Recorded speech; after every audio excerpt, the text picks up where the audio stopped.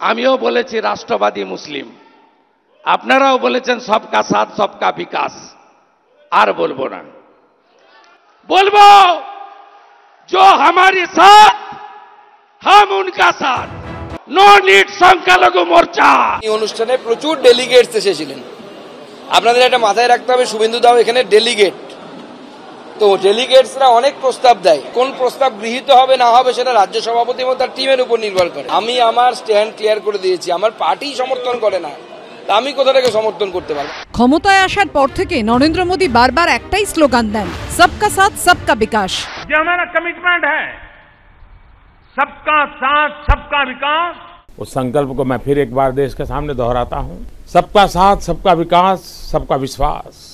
सबका साथ सबका विकास सबका विश्वास के रास्ते पर चलते हुए हम वो फैसले भी ले रहे हैं जिसकी मांग बरसों से हो रही थी।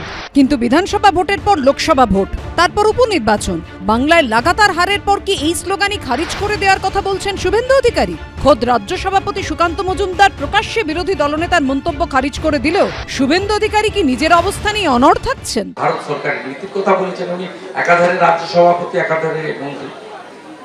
বিজেপি রাজ্য সভাপতি হিসেবে তিনি স্বীকার করুন আর নাই করুন, আমার মতের বা আমার বক্তব্যে তো ওনাকে সহমত হতেই হবে।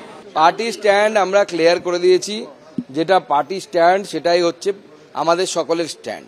কেউ তার ব্যক্তিগত অভিমত জানাতে পারে, পার্টির মত নরেন্দ্র মোদীর পথ, নরেন্দ্র মোদীর মতই হচ্ছে পার্টির পথ, সবার সাথ সবার বিকাশ। এই পরিস্থিতিতে শুভেন্দু অধিকারীর পাশে দাঁড়িয়েছেন বিজেপির প্রাক্তন রাজ্য সভাপতি তথাগত রায়।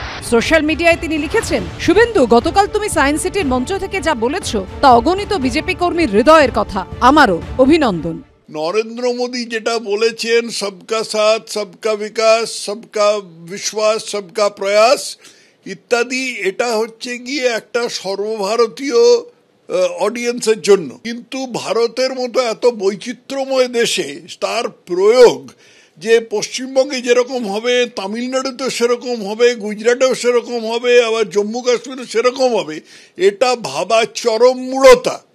শুভেন্দু অধিকারী যেটা বলেছেন সেটা হচ্ছে এই কথাটারই প্রয়োগ পশ্চিমবঙ্গের মাটিতে দাঁড়িয়ে কিরকম হবে। মোদিজির স্লোগান সেটা কখনো চেঞ্জ হবে না। দাদা শুভেন্দুদা কালকে বলেছেন, আমার মনে হয় যে এটা তার সম্পূর্ণ নিজের ব্যক্তিগত কথা। 2026-এর বিধানসভা নির্বাচনের আগে কি বঙ্গ বিজেপিতে মতানৈক্য বাড়ছে? দীপক ঘোষ, বিটন চক্রবর্তী ও শিবাশিস মৌলিকের রিপোর্ট, এবিপি আনন্দ।